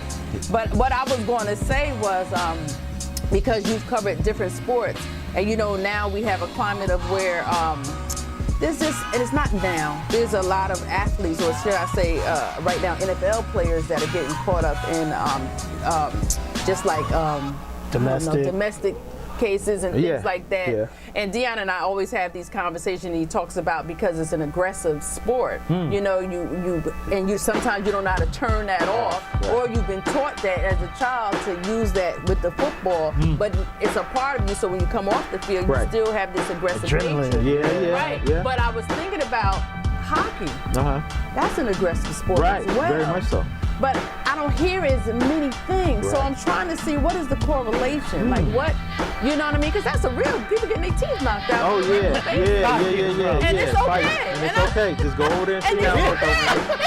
Just go sit down. But I don't really hear a lot of domestic violence. Off the ice or whatever the case. And I was just wondering if you had anything that you ever thought about that, or you ever with that? I don't. Is that controlled rage because they grow up in that atmosphere and then they go sit down? You know what I mean? So maybe that's kind of their on-off, their, you know, that kind of thing. Maybe they realize that it's not acceptable behavior in regular society. I have not, as a sportscaster, heard of any abnormality, like you're saying, as far as that goes. I don't know why it's that way with football. I really don't. And you know, that's a very good question. You know, that's a very good question that needs to be, you know, looked into probably. That's interesting because they're both violent sports. Very violent sports. Very violent. In hockey, it's really okay to be real violent. Like, people go to see that violence. You know what I'm saying? Yes, they do. Now the fans might be, you know, they might have a domestic problem. Violent problem because they live for that. Thirsty, they live for it. But that's a very good question. Needs to be checked out. Yeah, because Deion and I have that back and forth. Because every time I hear about it. Well, as far as football, you know, I hate to generalize everything. You know what I'm saying? But for me, sometimes it comes down to your background and where you're from. You know what I'm saying? With a lot of our young athletes who inner city didn't have a whole lot. You know what I'm saying? This is their meal ticket. You know what I'm saying? So you have a lot of things, a lot of baggage that not just on the field, but just in life. You know what I'm saying? And here's one of the components that Michelle and I looked at too. And it isn't until we got older till we realized in other sports and other places, you see there's professionals, but a lot of those, even when they're kids and they get older, they're introduced to therapy. Come on now. A lot of our kids, because of the culture, because of maybe it's the financial part. We don't seek the mental part of what we do. But a lot of other sports and other cultures, they're just like, let me make sure you understand that this is not to be used here. This, you know, and it could be the culture that they come around. But sometimes if you come from an aggressive culture where you have to be this, you have to be that, you can't find that switch. So it's a lot of things that I think play into it. But like you said, somewhere down the line, people learn how to control it. Right. And this is not acceptable when you're doing it here. Yeah. And some people don't have that where, okay, that doesn't benefit me when I'm in public. Right. You know what I'm saying? And they think that sometimes they'll make an exception because I'm who I am. Exactly. Right. For this The behavior. talent, the ability. So then they're Right. shocked. They're shocked when it actually it's on the news, Not knowing and you have to report it. Not knowing that And I we're know- make you an example. Yeah. We're going to use you. We're going to make you an example Yes, so yes. that it doesn't So it's- happen it's- anymore. Right. That's true. Yeah. You're right. It's a lot, you know. But again, it comes down to even when we teach our kids certain things. It's like, listen, you. There's no exceptions. Right. You know what I'm saying? You have to learn how to conduct yourself the right way, Yes. the right manner, no matter what. Right. Yes. If that Right. police officer asks you a question, you have to answer the question. Right. You have to know how to handle Right. yourself, whether you're a black man or just a man. Period. If you're asked to do something, you have to know in that environment. Yeah. This is what you need to do. You know what I'm saying? And sometimes people don't have that where they like, okay, let me handle this the right way. Right. Well, what are you doing? What are you? Right, No, right, that's not. And more so in our culture. Yes. We talk about it a lot with our young men. It was like when you go out, you hey, take the hood off. When if they stop you for anything, don't give attitude. We put a lot of conversation into that with our young men growing up. Right. And you know, we see other cultures that be like, hey, what do you stop me for? Right. F you, this and that and this and that, and they end up fine. Yeah. But we want to make sure our kids get to their place and they come on home. And that's the truth. We can't act like it's all the same for every culture that gets stopped by the police. That is the reality of it. So we Especially spend a nowadays. lot of conversation with our young men, and if they say get on the sidewalk and walk, get on the sidewalk and walk. I'd rather deal with that than deal with having to come and pick you up, or better yet, not being able to come and pick you up. Right. You know, You're right. that's You're a right. real conversation raising young men and African American young men. Yeah, one you we know? shouldn't have to have. shouldn't but have to have, You but don't want to, but you have to. We have to have it, and one of our sons has dreads, so he kind of fits a profile. You know what I'm saying? Of things, and it's just like you hate to have to think about that, but I'd rather have it and have that conversation and think about it than them not know how to conduct themselves out in public. True that. You know what I'm saying? Yes. So narrowing things down, bringing this to a closure. You know, we talked about you having kids who are into athletics and you playing your part as a parent. But there's a lot of viewers who, because of our platform, we talk about parenting in youth sports. And it's a lot of fathers out there that want their kids to be stars. There's a lot of families that really using their kids as meal tickets. And there's a lot of AAU coaches, Pop Warner, that they're pushing kids because they're like, one day this kid is going to make it and is going to take care of all of us. But what is your, as a professional, as a parent, what would you say to those who expect so much from these young kids with sports? What do we have to be careful when getting these kids programmed into sports as young people? What are some of the things that you could advise? Yes, It's just like we talked about earlier. It's just being overbearing, and I'm guilty of it. I was guilty of it. Because you can see certain things in certain kids, and you want them to achieve that if that's their goal, if that's their dream. It's just being that. I think that's the biggest pitfall of it all, because what you could do is end up burning them out. They lose their love of something that they love. They lose that passion, or they can't wait till it's over. That kind of stuff. And you want a kid who's just thirsting for more, who is a good athlete, but wants to be great, and is willing to put that time in, and stuff like that. But being an overbearing parent, especially with the wrong kid, it could burn them out. It could take that love away. So I think those are some of the that's one of the biggest pitfalls.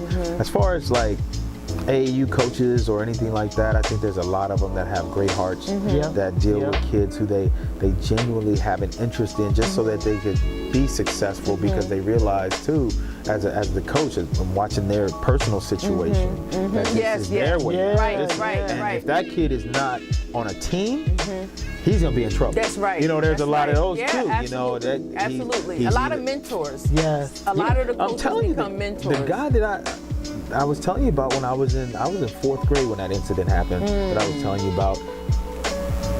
he's on my mind to this day. You know what I mean? And it's like the impact and some of the things that we talked about that had nothing to do with basketball. Yeah, Just a belief in me. And like I said, it's an undersized kid with a lot of things that were against him in sports or whatever. Nah.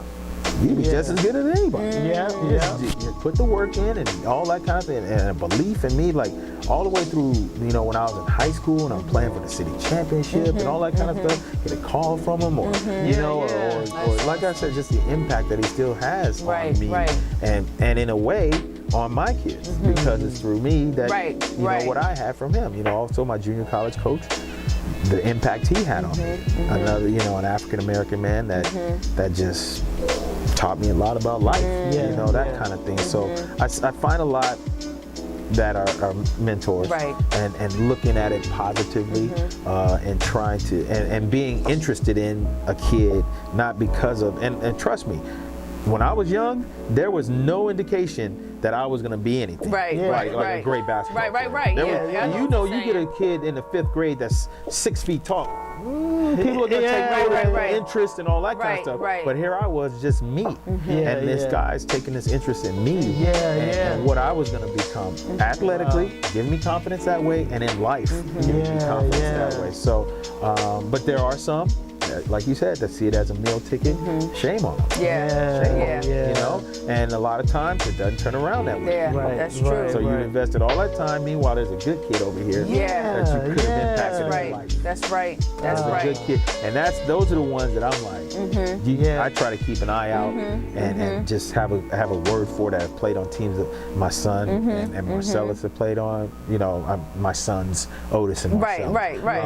Or just seeing them in the hood.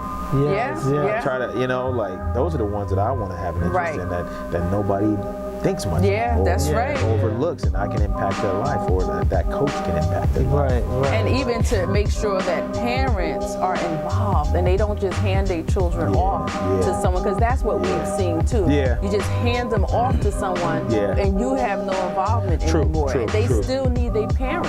You know what I'm saying? They're the mentor, but they still need their parent. And I know some would say, well, their parents wasn't doing anything, or their parents is whatever. And I get that too, but that child still loves his parents. Of course. You know what I'm saying? Because we've seen situations where it's been not a good situation, but that child is looking for that parent.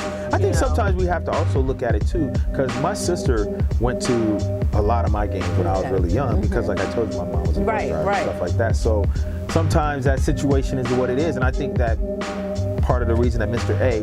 Alexander, the one I was talking about, took an interest in me was because, you know, he knew my situation as well. He knew our situation. So then we developed a friendship. I played for him and all that kind of stuff. But sometimes that's what the parent can do. That's have that program. I remember when our years later after I left, the after school program was cut out. I remember people telling me that. I'm thinking like, wow, what would my life have been like if my mom wasn't able to trust? I'm there. South Central LA ain't no place to play with. You know what I mean? Just the avenues that I could have taken, you know, or whatever, if I didn't have that. Now, I was more conscientious. I was scared. I don't want to be a gang man. I don't want, you know. So that was out. I don't want no problems. Yeah, but that was out with me. But there's some that if they're not here. They're there. Absolutely. You know, so you got to watch out for that. Absolutely. But I do know that when my mom was able to come, she was there. You know, that kind of thing. So I didn't have to worry about that. If she cares, if she this, something like that. You know, and that was my mother and my father. She was my mother and my father. My sister was my mother. You know, it was just a great environment out of a bad situation. Put it like that. We did the best we could. We're both pretty successful, you know, and my mom is still, you know, doing her thing. She's retired now. All that kind of stuff. She was up for the holidays, right? Yeah. So this, you know, that's, but through athletics, I think, and good relationships through athletics, not a coach that was, you know, out for themselves or didn't care about me or you know, that kind of thing. I think I built that side of my character, life. microcosm of life, and we talked about competition, all those great things. It comes like full circle. Yeah, You know, the things that we get from sports, and this is one of the messages is like, you know, again with the title, we thought Beyond the Bright Lights. It's like sometimes, you know, parents, the community, we stress the sports, but we know that beyond the sports, what you learn in sports is what you're going to take away in life. Right. And it's a shameful thing that sometimes as early as high school, some kids think, I didn't make it to college, I didn't make it to what others think I should have made it to. Right. So I'm done. I failed. 18 and 19 years old, like it's nothing else. Right. You learn discipline, you have networking, you got all that. And as a coach, if you don't teach them how to get everything out of those things, then shame on you, because now they got to go into life. And if they only think that I only had sports and now it's done, then I think we fail as coaches, as a community. Absolutely. And so many kids out here, they're stressed because I'm not that, you know, Pop Warner superstar. So now people don't look at me as a person. Or you've heard adults, you've heard of situations where adults will say, oh, you didn't make it to this right what here. happened? But they're a student, they're going to school, or They're they're doing out well. now, they're They got a working. degree. You know what I'm saying? They're from giving sports. back to the community. But oh, you never did, you don't make it to that. And it's like, shame on us. And it depends on where your focus is, you know. You know, is that success? I was talking to my wife today about that. What is success? What is success in the big picture? Come on you now. know, obviously, Come on now. I want my sons to be professional basketball players. Right. What if they don't? Yeah. I mean, they're great kids, like the story I told you about the way people think of Otis. That's a success. Oh my goodness. That's great coming from nowhere and people loving you like that, you know. You know what I mean? That's a success. And one of the things too through sports is that competition. So when you feel like, oh, I'm not the Pop Warner legend anymore, that competition's got to kick in. It's got to transfer over like to something else. Get on my grind. You know, that kind of thing. That's right. My question to you is, as a coach, what's the balance of a talented kid who's not great academically? What are you doing? Because I've seen a lot of them that are allowed to play who should be sitting or something like that, concentrating more on academics, which is going to probably carry you further than that ball. You know, so what? What is your balance, or how do you deal with let me tell you, I've had the town upset with me. I had parents upset with me. I've had a lot because in our program we had. You had to get a certain average in order to play the sport. You know what I'm saying? But I required a little more. You know, and we had a certain academic standard that if you didn't reach it, you couldn't play. You know, but sometimes it was leniency with athletes. I stuck to it. So it was several times where I lost my starting quarterback one year. My starting quarterback over a game which we needed to win. You know what I'm saying? We won the game without him, but that to me was me showing people, you know what I'm saying, that academics we have to. And I took pride in that. You know what I'm saying? Because as a coach, I know that we have that carrot sometimes. That's and right. we use the That's sport right. as the carrot. But I want you to be better. Now that kid went on to do some good things, and others like that had to sit because of that lesson. You know, and the thing is, sometimes we got to have vision for athletes far beyond them playing the sport. And I can't tell you like how many athletes now that come back. We get invitations to weddings, baby showers, and all this. And it's not have to do with sports. No. It's just like, I remember you telling me impact you. things that I forgot. You know what I'm saying? So that's very big. At the time, people say, well, just let him play. No. That's right. No, this one game is going, him sitting this one game is going to impact him. As like a me in the person. window, looking down at my buddy. We circle around. Exactly that. So that's where I stand. And sometimes we always, as our parents had that same lesson. This is going to hurt me more than it's going to hurt you. And sometimes it meant on the physical sense. We're like, no, I don't think it hurt. I don't think so. That's my take on it. But a lot of times we got to see that it's mentoring kids. Yes. It's a mindset Right, too. right. It's not just the athletic ability. Right. Because you know as well as I know, at a certain point, everybody, if you get to a certain level, everybody has talent. That's right. But what do you have now to add to that That's talent? right. You know what I'm saying? And That's as right. coaches, especially at the younger ages, we got to make sure that, okay, I want you to have some substance. Yes. Not just this talent, substance behind it. Yep. You know, so yeah, and as coaches, we do. We got to, you know, as community people, as Yes, parents, yes. as mentors, we got to work on that That's character. right. Yes, sir. And we got to make sure that they're having something that outside of sports, beyond the bright lights, That's right. that That's you right. have something. That's right. You know what I'm Yep. saying? If you hung your hat on basketball, Yeah. you would have felt like you were a failure. Yeah. Yeah. But here you Yeah. are, I'm gonna say it again, an Emmy Award winning. You know, Yeah. that's you're at the top Yes, of your yes, game yes. in something else That's that right. you didn't, that wasn't your plan A. Right, And some right. people say that plan B. Now your plan B traveled you, brought you somewhere. That's right. Longevity. That's right. that That's as right. an athlete, you probably been retired. Oh yeah. That's right. Yeah. You know what I'm That's saying? right. Yeah. But Yeah. that's what we got to give to our young kids. Yes. It's like, listen, ride sports as a vehicle. This is a vehicle. Yep.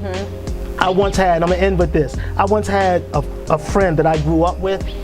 I came back home and I had, and she always hears the story, from sports. I had scholarship and different things like that. I came back home and I had a degree and I was just finishing up my master's degree. yeah, Wow. And he was a friend about the same age, so I came home and he said, well, how did it work out with sports and this and that?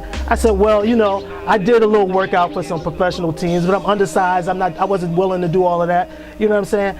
And he looks at me and he was like, man, a waste of all of that talent. You didn't become this person. Right, right. And I'm saying to myself, I got 2 degrees. Yeah. And I'm doing some things. First I in got the a family profession. to My go first to time to go to, college. Yeah. but the Period. value was on sports. That's right. And I said, wow, we got to twist it. Yes, I we wouldn't. do. I wasn't. My mother told me at a young age, you're not going to college unless you can earn some money. Yeah. So I knew that Couldn't I had afford to it. use this Couldn't as a afford it. vehicle. Couldn't This afford it. was my hustle. That's Of course, right. of You know what I'm course. saying? Yep. For bigger things. Yep. But the mindset of some people would be, if you start off this way and you don't end up this That's way, right. then you didn't succeed. Right. Yeah, yeah, and that's a lot when it comes to sports. It's just like we had said just a minute ago. It's what do you see as a success? Yes. Because you're very Yes. successful. You know what I mean? And no, it didn't work out athletically Right, to the highest level right. or whatever. But you still went to college. That's though. right. That's Yeah. right. I mean, that's high. That's right. The percentages of right. people that play. Ooh. my You know what's so goodness. funny to me one time was like, I remember a little man telling me one day that somebody wasn't playing. Mm-hmm. Now, as far as I knew, I'm like, I didn't know anybody in high school that didn't play sports or that were in my circle Yeah, that yeah. didn't play sports. So I always assumed everybody plays Right, sports. right, right. There's some that don't even get to high school and play. They don't get a second on That's varsity. the Yes. So the success Yes. is you turn that into a college opportunity and then went on to get degrees. Yeah. What are you talking about? Yeah. man? Yes. But it's their mindset of what success is. What do you view as a success? You know what I'm saying? Yes. Because even now, even more so than just the college degrees, we just think about the impact that God has allowed us to have on people's lives. Yeah, yeah. And we Oh, hold that's- that Yeah. in high regard. The I impact heard you a could quote have. not too long ago that said, the world has enough patience that needs more caregivers. Uh-huh. And that is so true. Yeah. Right, It's right. enough people that need help. Right. We need more people that are willing to help, that yeah. are willing to mentor these young people, Yeah. that are willing to pull them up by the bootstraps Right. and say, you are somebody, that Right. are willing to give them a meal Right. because they may not have it. We need more people like that. And I just think about the honor it is that God has put us in position to be Yes. that. Yes. Yes. For yes. people, and I think about the reach that you're able to have Yeah. when you Yeah. are a caretaker, when Yeah. you are a servant to other people, Yeah. when you want to help. Yeah. You know what I'm Yeah. saying? Oh, yeah. There's too many takers. Yeah. There's too many takers in this world. And it goes beyond just what you think That's you were right. meant to do. That's right. You know, and that's why when we even started our company with Candia Consulting, it was to like the experiences that I've learned, right. the different things, even this platform, Yeah. is to have people to bring something else That's besides right. sports, That's besides being a public figure. Right, But that's right. listen, the world keeps going. Yes, People it still does. grow. Yeah. It's so many opportunities That's right. and options out there. Right. So That's we right. want to educate, we want to bring people to the understanding that, you know, even if plan A doesn't work, plan B is still a great plan. And plan C. And plan and C. plan D. You know, and let's plan not, E. let's not As long as you're limit. living. Let's As not long as you're limit living. the options. And part of that too is like maybe like for the guy you were talking about when you were growing up, maybe the focus was on pro. Oh, absolutely. But when it didn't happen, you were conscientious enough, That's right. smart enough That's to realize right. I can do this now. That's Yeah. right. Bop, bop, bop. That's Whereas right. he's still stuck in, That's right. this is what we talked That's about. right. Yeah. That's right. This is That's what we right. were gonna do. Yep. You know, that kind of stuff. Absolutely. Because people get sidetracked Yes, and they knocked do. off the track and whatever. That's right. All the time. It's Oh, how yeah. how And are life you gonna happens. how are you gonna adjust? And Yes. that's it. And I always tell people when I have conversations is you have no control over what comes your way all the time. You know, you Yeah. have no control over how someone speaks to you in a conversation. You have control over your reaction. Yes. You Right. have control over how are you going to respond Right, to that. right. And that's all you truly do have control over. We can want to put them in a certain environment. We can want to put them here and talk a certain way. It still has we have no control of Yeah, that. true. Dion used to always tell me, because you know I like talking to people and having conversations, and he was like, all right, Michelle, you don't know how they're going to respond to Right, you. right. You know, everybody's not open. Right. Everybody doesn't want to talk. And I'm just like, hey, and he's like, you know, it doesn't always, you know, come back to you like Yeah, that. yeah. So, and it's like, I had to learn that. Yeah. But you know what? Michelle is going to put this out. Yeah. Now, what Yeah, I that's get what you back, can control. I You can't can't control control that. that. Yeah. But I could dust my shoulders off and move on to the next person That's that's right. willing to receive whatever it is Yeah. that I have to give. True, You know what true. I'm saying? And Yeah. I just think about that in life, that even if you don't go to college even, because there's some that don't go to college, and this is an era we're in now where it's entrepreneurial. Yes. They don't Yes. even go to college, Yep. and they're successful by the Millennials. world standard of Yeah. successful. Yep. But we want these young people to understand that don't allow someone to put success on you, what their version of success Yeah, is. exactly. You know what I'm saying? Exactly. You being able to get out and get an apartment on your own is success for True. some people. True. You get what I'm saying? Yep. You being able to put food on the table is success. Maybe your situation was one where you didn't even know where your next meal was coming True. from. But now here you are, and you're in your own apartment, and you have your own car, and that's success It for is. you. It You know is. what I'm saying? And you're being productive and you're not Exactly, hurting Yes, anybody. yes. Not hurting exactly, anybody. exactly. Right, right. And it's legal. Yeah. Let's mention that. Because we know there's some successful illegal activities that's going on. Yeah, no but doubt. it's legal. Yeah, you know what I'm yeah, saying? no, So it's all good. this has been So awesome. this has been a great This experience. Yeah.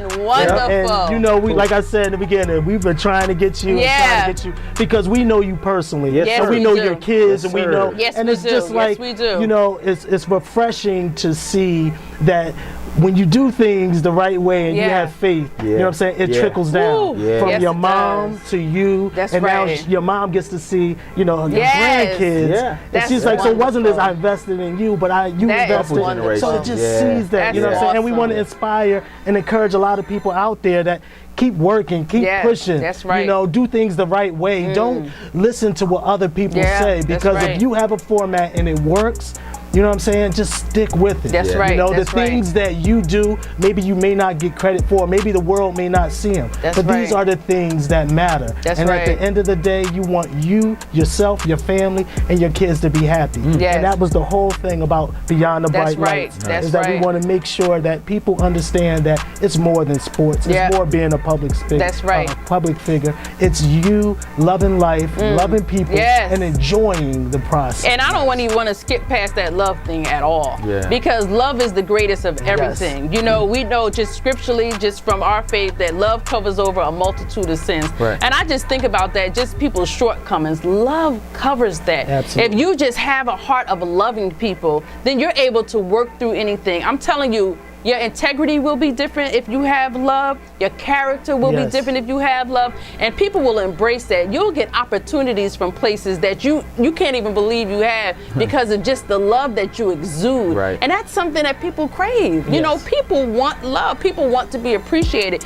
More than anything, more than success, people want to feel validated in life. Yeah. Validated in life. And love, just by you loving someone and just saying a kind word, that could just make that person's Yes. day. That could keep them from maybe going home and contemplating wanting to end their life Right. because you love them. Right. So, That's true. Yeah. That's a great point. So, with that being said, Yes. We appreciate you. My pleasure, You know, man. it's been great. You dropped a lot of good nuggets Yes, you on us. did. Yes, you did. And we continue with success. That's right. You know, what That's you're right. doing is having an impact. Thank you. People are learning, Yes, you know, yes. from you. Yes. And then, you know, your kids are doing well too.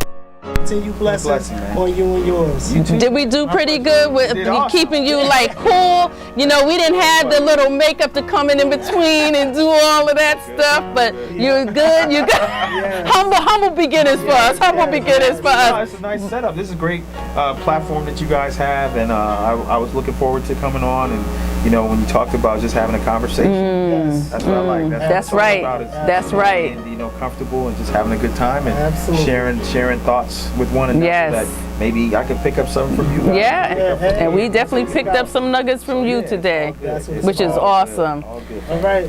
So, well, All right. well, you know, this is the Candias Beyond the Bright Lights, and I am Michelle Candia, Dion Candia. and we are signing off. Peace. Till next time, guys. Peace, peace. Do. Yes. All right. That was good stuff. That was.